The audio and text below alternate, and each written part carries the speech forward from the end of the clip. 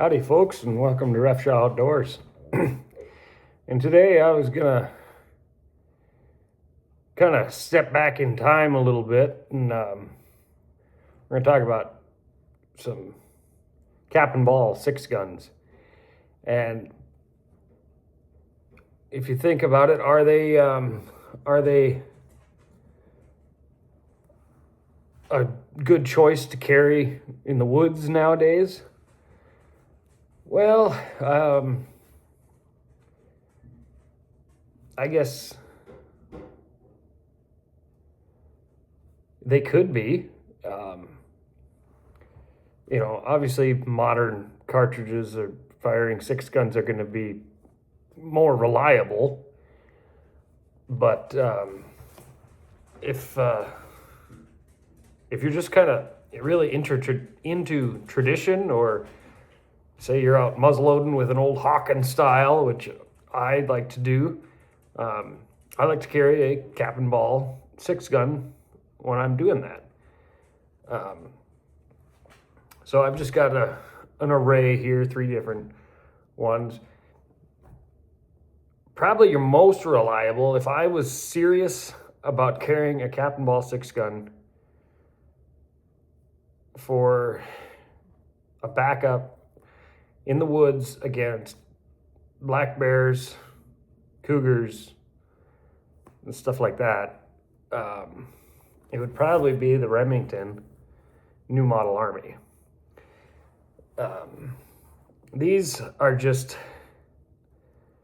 a lot more reliable than the open top Colts. For one thing, much narrower hammer, and it's just a little tiny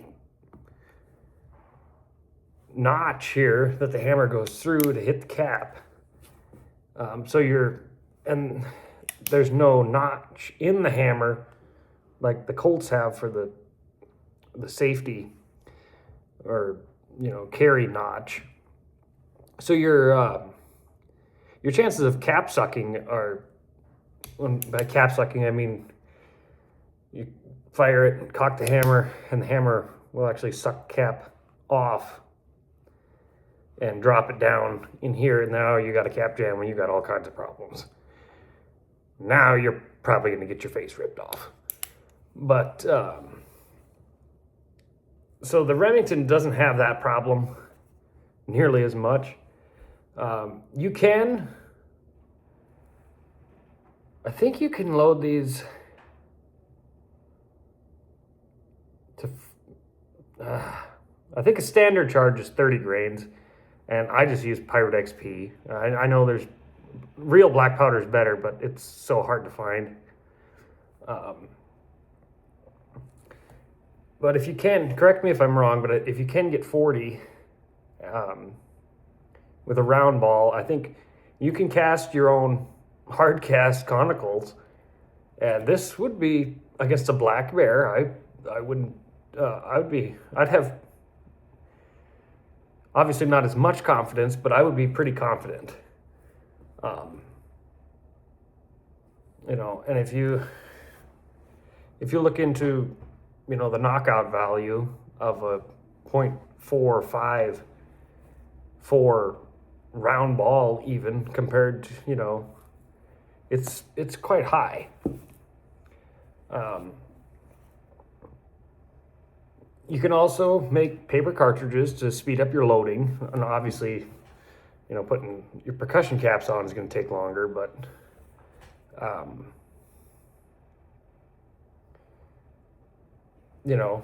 other than that, it's a viable option. And then if you you don't mind packing around something that weighs 5 pounds, you can step into the old Colt Walker. I don't know if they're quite 5 pounds, 4.8 ounces or something like that. It's ridiculous. It's a 9-inch barrel, for one thing. The cylinder itself is massive. I don't know if you can see maybe on this side, but the walls in between the cylinder, it's huge. With a round ball, you can put a 60 grain charge in there, which when I'm shooting this thing, that's usually what I do. I put a 60 grain charge in, and I know there's a lot of people out there can be like, oh, no, you're supposed to use 50. Well, I put in 60.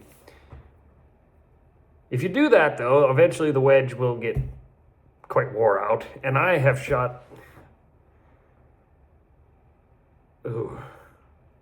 probably 300 rounds through this with 60 grains of, I use 2F Pyrodex instead of 3F, which if you read Elmer Keith's Six Guns, he actually, in the Dragoons, recommended 2F.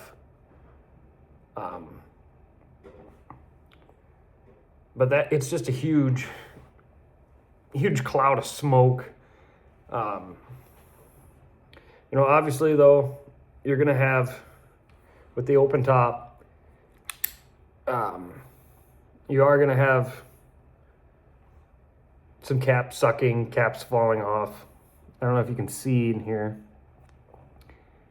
but there's a notch. Well, there's the sight notch. That's your sight. Your rear sight is on the hammer. You can see that notch, but there's another notch down in here.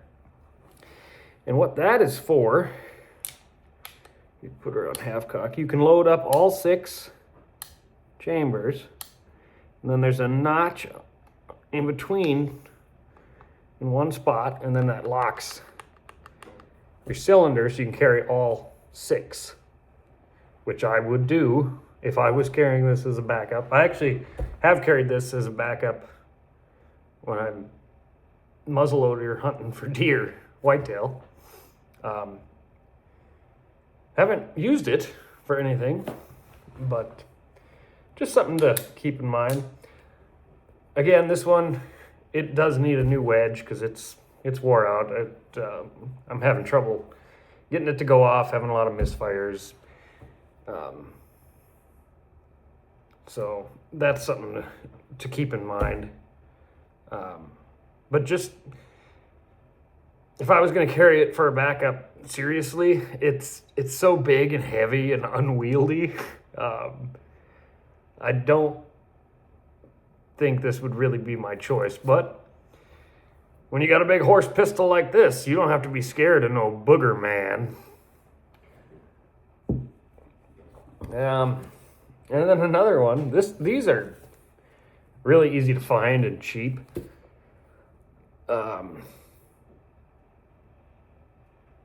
They are not historically correct. So if you're into history, if you want to be as historically correct as possible, don't get one of these. But this is probably the cheapest option you can get.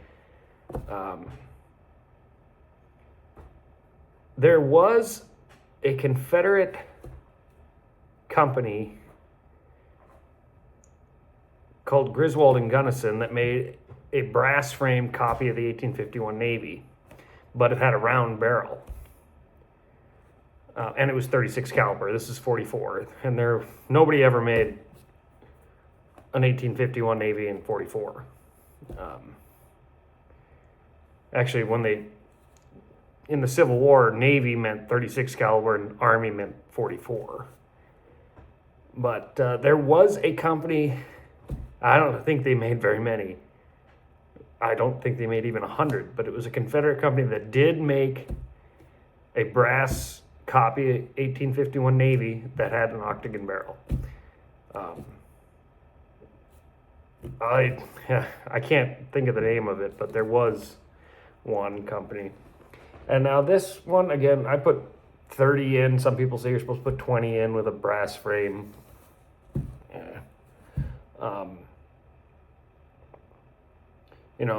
But this is a light, pretty nice pistol to pack.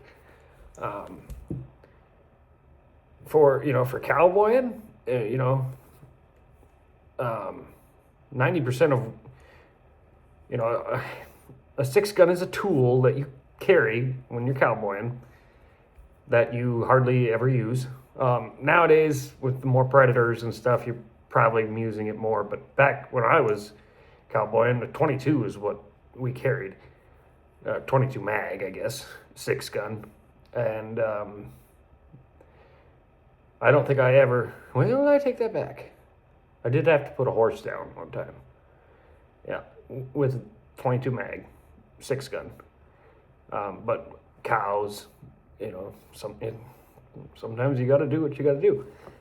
And this would be something kind of fun to carry for cowboying. They're fairly light, handy, longer barrel, but if I'd probably want to cast my own bullets, because the round balls that you buy at the store are really soft, and I don't know if I would. Of course, 22 bullets are quite soft too, so you could get along with that just fine. But if you wanted to load up paper cartridges, you could reload faster. One thing that I would really caution against, as far as if you want reliability in a cap and ball 6-gun, is to use the correct size percussion caps. When I first got into cap and ball 6-guns, that was during COVID, and you couldn't find anything. Number 10 caps were almost impossible to find.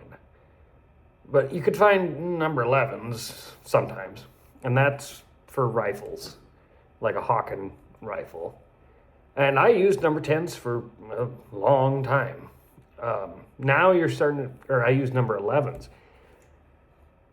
Some people say that's dangerous. You can have a chain fire. I don't think I ever did, but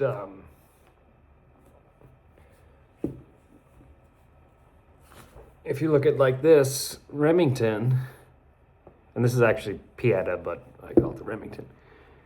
The recoil shield is almost non-existent on the right side. And those number 10 caps would fall off when I would shoot it. Or number 11s, excuse me. Number 10s are what you're supposed to use, and they'll stay on there. And so that's when I started using number 10s. That's when I really decided that the Remington was a much, much more reliable piece compared to like the Colt open tops. Now, there's some guys on YouTube that are just like everything cap and ball. Duke Frazier is one. Guns of the West is another guy. He actually makes a full kit for making paper cartridges and bullet lube, and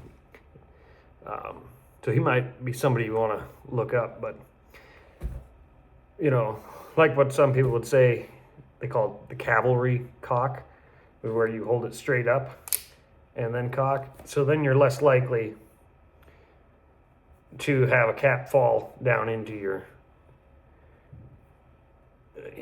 hammer, the mechanism down here, and cause a jam. Now, if you're using number 10 caps, that should work. If you're using number 11s, by the time when you get to the next one, it'll get in here and fall out. So don't use number 11s, use number 10s. So, I guess once it warms up,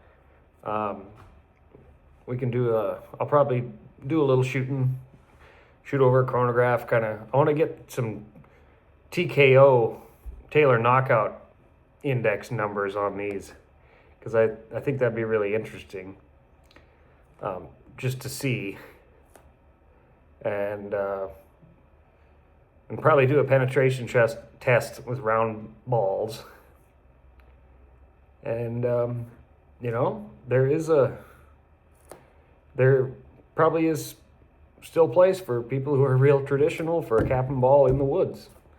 So, well, this video got to be 15 some minutes long, but anyway, I guess that'll be today's video. And I'm Pete Refshaw with Refshaw Outdoors, and keep your powder dry.